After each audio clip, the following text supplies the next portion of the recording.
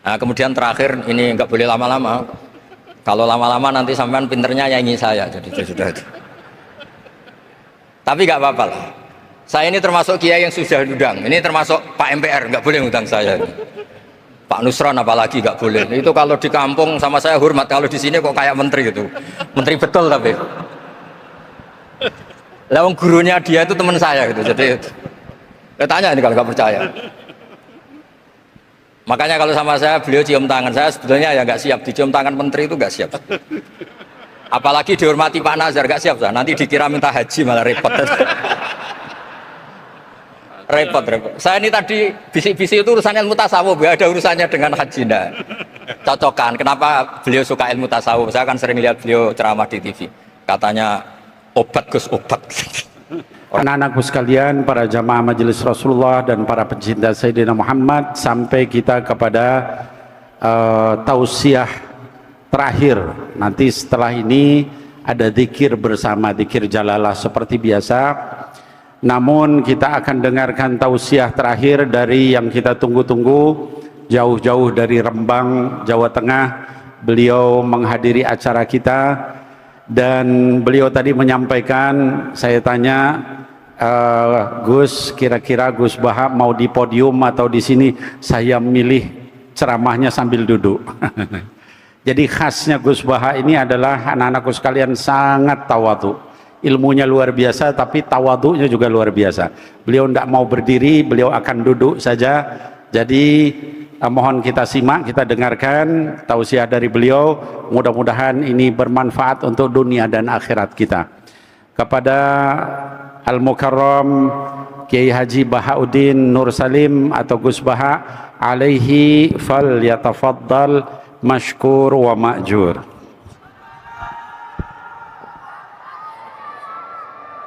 Ini nanti tak kasih kanan, tak kasih dua lagi. Saya punya hutang ngasih kita.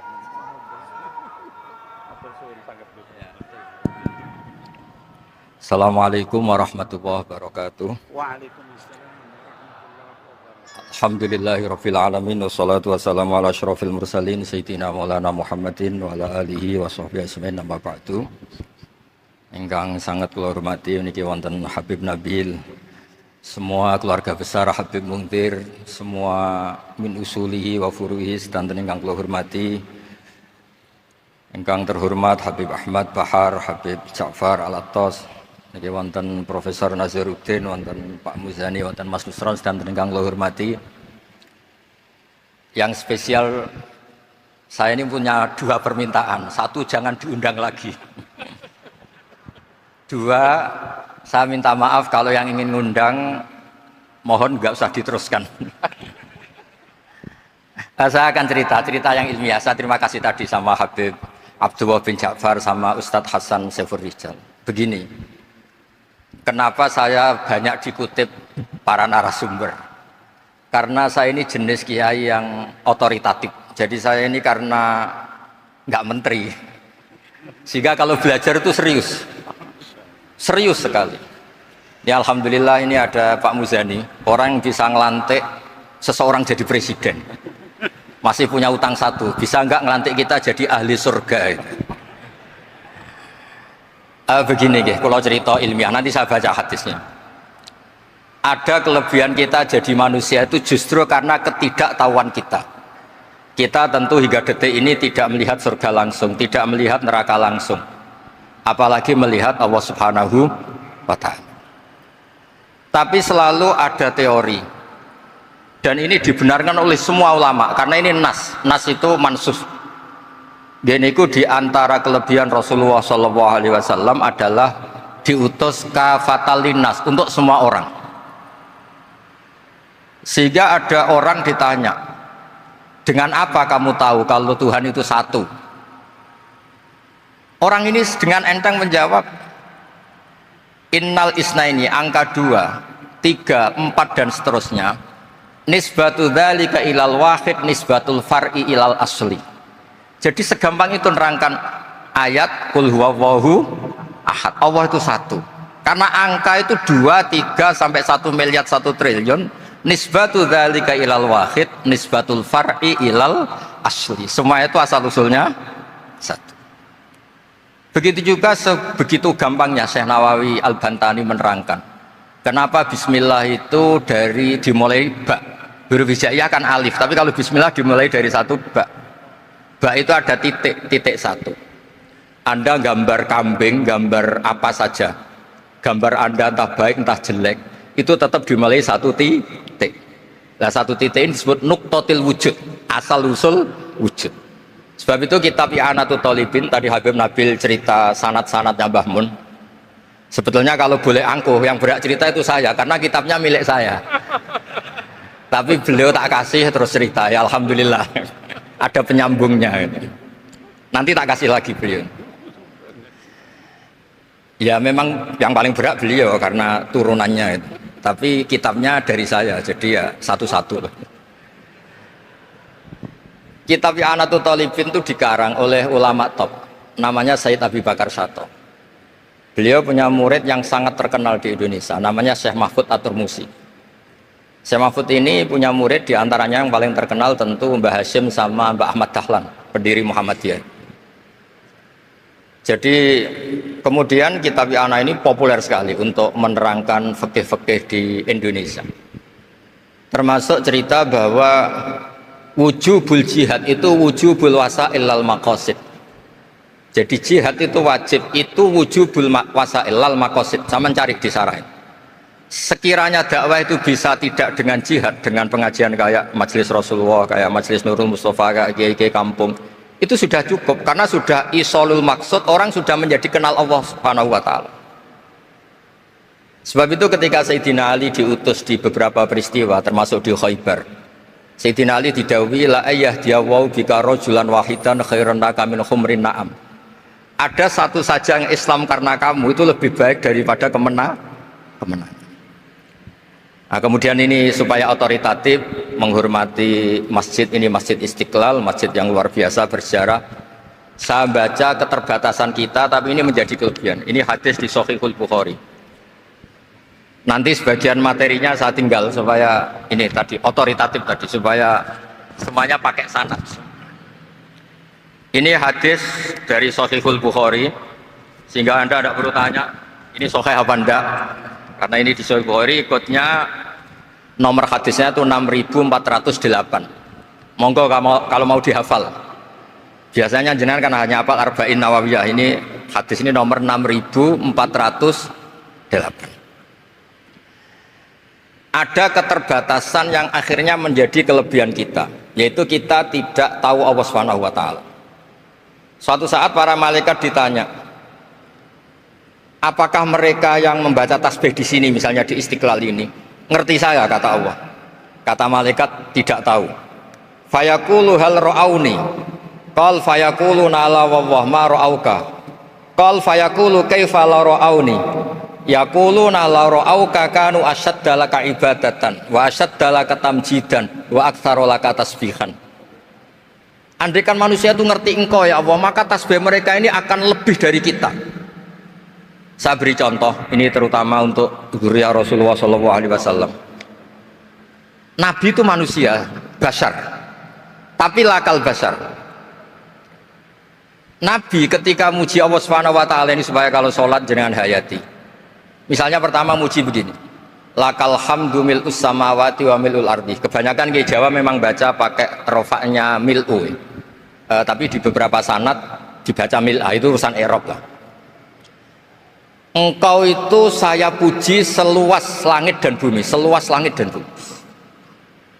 Seluas langit dan bumi itu nggak keren, karena langit ini tetap mahsurah, as-samawat ini apapun luasnya langit itu tetap terbatas. Bumi apapun luasnya juga terbatas. Apa yang diteruskan oleh Rasulullah SAW? Wa mil'u ma syi'ta min syai'im ba'd. Dan pujian saya ini ya Allah sesuai kehendakmu, sejumlah kehendakmu, karena ini yang tidak terbatas. Begitu juga ketika Nabi dengan keterbatasan sebagai manusia, bukan sebagai Habibullah, atas nama manusia. Nabi itu punya dua sisi, kadang sebagai bashar, kadang sebagai Habibullah. Dan sama-sama penting untuk mengawal Islam ini. Saya ulang lagi, sama-sama penting untuk mengawal Islam ini. Ketika Nabi sebagai bashar ngendikan begini, La nuhsi Allahumma lakal hamdu hamda yuwafi ni'amaka, misalnya pakai mukhatab, wa yukafi umazidak.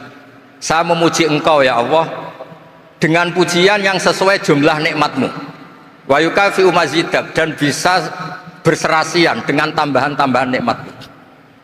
Tapi apapun luasnya nikmat itu terbatas.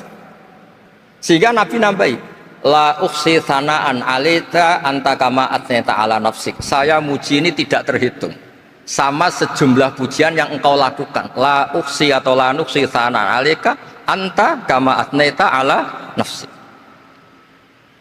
Sehingga ini kreasi-kreasi Bani Adam yang malaikat itu tidak bisa. Saya ulang lagi, ini kreasi-kreasi Bani Adam yang bakat malaikat itu tidak bisa. Ini saya baca di kitab Fathul Bari, ini sarahnya kitab Bukhari. Kata Imam, ini saya ulang lagi, ini kata Imam Ibnu Hajar al-Asqalani, pensarah terbaik Bukhari. Jadi Sahihul Bukhari itu punya sarah paling terkenal namanya Fathul Bari. Itu gurunya Syekh Zakaria Al-Ansari. Syekh Zakaria itu dikenal sebagai Syekhul Islam. Itu berkahnya punya guru alim banget, kereng. Ibnu Hajar al-Asqalani itu kereng itu keras. Kalau muridnya tidak bisa itu keras sekali, tapi urusan ngaji saja. Terus punya murid itu pinter sekali, namanya Ibnu Hajar al-Haytami. Jadi beliau kalau mau ngaji ya susah, karena gurunya itu alim, nyuruh baca. Kalau mau ngajar ya susah, muridnya itu alim, takut salah. Jadi akhirnya pinter. Orang punya murid alim alama itu kan bingung. Makanya saya tidak suka kalau Profesor Nazar ngaji saya, nanti ngoreksi repot. Sudah gitu Islamnya beliau formal karena Menteri Agama, saya non formal. Lama-lama Islamnya beliau legal, saya ilegal. Kan jadi repot nanti. Makanya tadi tak bully, tak cocokkan. Kalau jenengan Menteri Agama sampai akhirat berarti top. Tapi kayaknya di akhirat saya yang ngelamar jadi Menteri Agama. Tidak ada, ini nggak penting. Ini hanya gojlokan saja supaya kelihatan bahwa menteri pun juga warga Indonesia. Begini kata Ibnu Hajar al-Asqalani, ini saya baca ya supaya penghormatan saya sama Habib Umar Hafid. Saya ini baca kitab beliau khatam serius, namanya Taujihun Nabi li Mardhati Bari, yang ditulis oleh Ustadz Fahmi bin Ali bin Ubaidun. Saya baca banyak, termasuk ketika beliau punya manhaj yang tidak populer, kata beliau, fala buddha antuwattina nafsaka ala annana khudamatu hadal kaun. Kamu harus yakin bahwa tugas kiai, tugas ulama itu khudamatu hadal kaun, mengkhidmati semua alam raya ini. Dan jangan pernah putus asa, misalnya melihat non muslim terus kamu putus asa, ini non muslim enggak, bisa saja suatu saat rubbama aslama fakhasuna islamu, bisa saja dia Islam fakhasuna Islam. Nah, ini wirasah nabawiyah, karena dulu Nabi ketika dari kampung Abdi Yalil dan disakiti, malaikat Jibal itu usul supaya kampung itu dihabisi, kata Nabi apa? La bal arju ayukhrijawah min aslabihim ma ya'budu wa la yusyriku bihi syai'an. Bisa saja bapaknya masih kafir, anaknya Islam, cucu-cucunya apa? Islam. Kayak apa Nabi itu? Rojaknya Masya Allah. Nah kemudian ini kembali ke tasbih tadi. Kata Ibnu Hajar al-Asqalani, yukhadu min hadal hadis anna dzikral hasil min bani Adam a'la wa asyrafu min adzikri al-hasil min al-malaikah li khusuli dzikril adamin ma'a kasratis syawaghil wa wujudis sawarif wa sudurihi fi alamil ghaibi bi khilafil malaikati fi dzalika kullih. Jadi kita ini enggak melihat Allah langsung, enggak melihat surga langsung, enggak melihat neraka langsung. Tapi cara kita zikir, wis nak wedi neraka yo nuwangis tenan. Padahal yo ora mesti mlebu neraka, lha nuwangis tenanan. Kayak apa iman kita? Nah, iman seperti ini sesuai kriteria awal sing dikersana Allah, alladzina yu'minuna bil ghaib. Maka andekan saya ini kok dikasih mukasyafah sama Allah untuk melihat surga, saya milih enggak melihat supaya ngikuti yang tetap ghaib. Nanti kalau saya melihat langsung kemudian iman, kata Allah, akeh tunggali aku iman mau melihat itu. Jadi kadang-kadang keterbatasan kita ini penting. Makanya masyhur Nabi pernah ngendikan, tuba liman ro'ani wa amanabi, tapi wa tuba liman lam yaroni wa amanabi. Kalau orang melihat saya kemudian iman itu biasa. Ini orang zaman akhir tidak melihat saya tapi iman. Kadang-kadang itu nggak lewat Habib yang ganteng tuh enggak, lewat Mudin. Mudin di kampung rapati di duit, ngono iku mulang tauhid ya mandi. Islam itu digawa Habib ya mandi, digawa menteri ya mandi, digawa Mudin ya mandi. Karena Islam itu kafatal, napa kafatal. Nah yang nggak dipunyai malaikat adalah tadi seperti cerita saya tentang Imam Amudi. Segampang itu. Makanya di tradisi pondoknya Mbah Maimun itu ada tradisi qaddimid dirayah ala riwayah. Logika riwayat itu penting karena itu menjadi nyaman. Ya kayak tadi, Allah itu satu. Ketika kita berpikir angka 2, 3 sampai sekian miliar, sekian triliun, nisbatu dzalika ilal wahid, nisbatul far'i ilal asl. Semua itu dibanding angka 1 adalah cabang. Gambar kayak apa ruwetnya, dinisbatkan asal usulnya mesti satu nuktoh, yaitu satu titik. Nah satu titik ini kata pengarang Yanatul Thalibin, bi kana makana wa bi yakunu mayak. Nah kemudian terakhir ini nggak boleh lama-lama. Kalau lama-lama nanti sampean pinternya nyanyi saya, jadi itu sudah itu. Tapi nggak apa-apa lah. Saya ini termasuk kiai yang sudah diundang. Ini termasuk Pak MPR, nggak boleh ngundang saya. Pak Nusron apalagi nggak boleh. Itu kalau di kampung sama saya hormat, kalau di sini kok kayak menteri gitu. Menteri betul tapi. Lawang gurunya dia itu teman saya gitu. Jadi tanya ini kalau nggak percaya. Makanya kalau sama saya beliau cium tangan, saya sebetulnya ya nggak siap dicium tangan menteri itu nggak siap. Apalagi dihormati Pak Nazar nggak siap, nanti dikira minta haji malah repot. repot.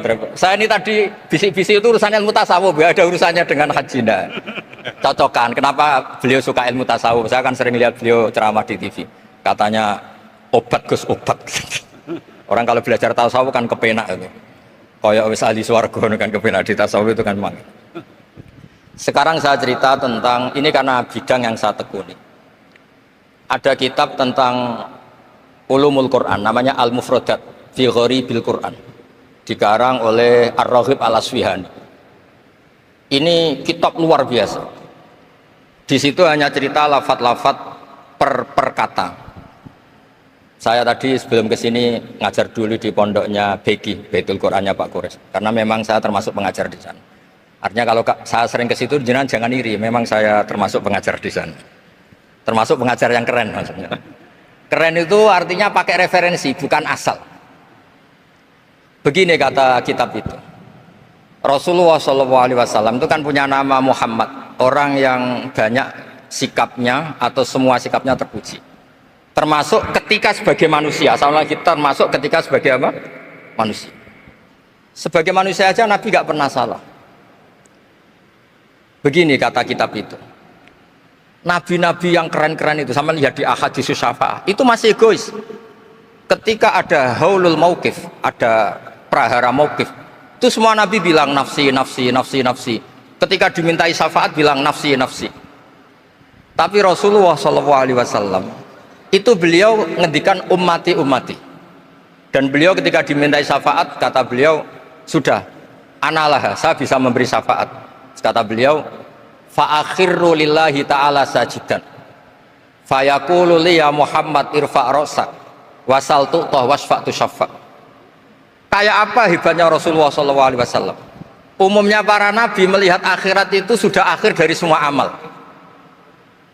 Itu menurut Nabi Muhammad gak keren.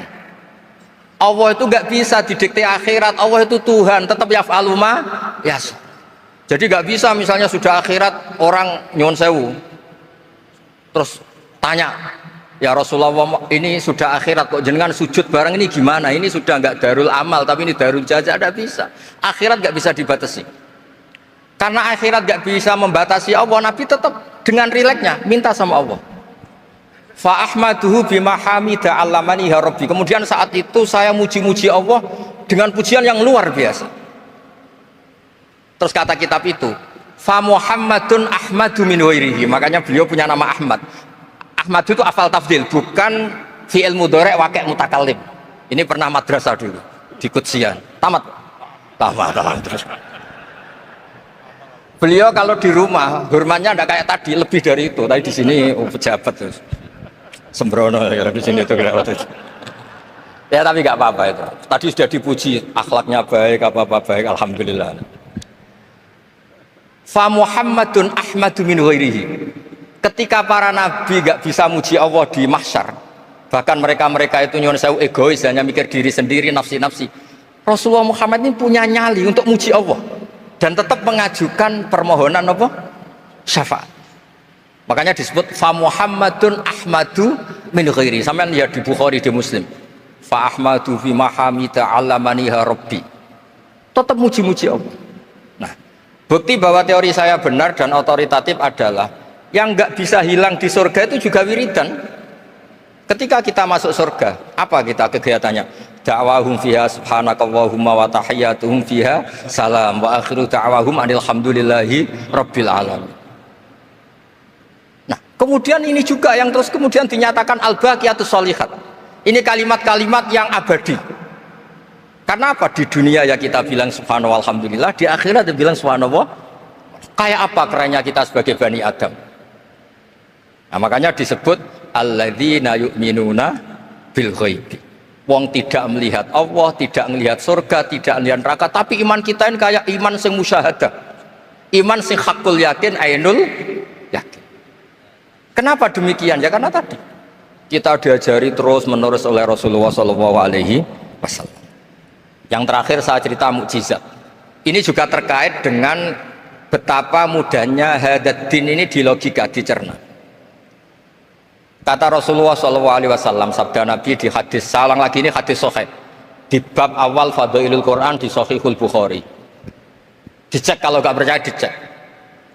Ma minal anbiya'i nabiyyun illa u'tiya minal ayati ma misluhu amana alaihil bashar wa innama kana alladhi utitu wahyan awhahu wa ilayya fa arju an akuna aktsarahum tabi'an yaumal qiyamah. Nggak ada nabi kemudian kecuali dikasih wahyu, dikasih mukjizat. Dan mukjizat ini dahsyat sehingga orang itu dipaksa iman. Kayak Nabi Soleh, ada unta besar keluar dari batu. Nabi Musa punya tongkat dipukulkan ke Laut Merah langsung menyibak jadi daratan. Tapi kata Nabi Muhammad SAW, kata, saya itu tidak punya mukjizat kayak itu, juga gak ingin. Saya ini dikasih mukjizat Al-Quran. Dan saya berharap karena mukjizat Quran ini adalah terus kemudian umatku menjadi yang terbanyak ila yaumil ya. Sekarang kita berlogika. Ini kata kitab Fathul Bari lagi. Kita berlogika. Ajaza yu'jizu i'jazan. Sesuatu yang menjadikan orang lain nggak mampu disebut i'jaz.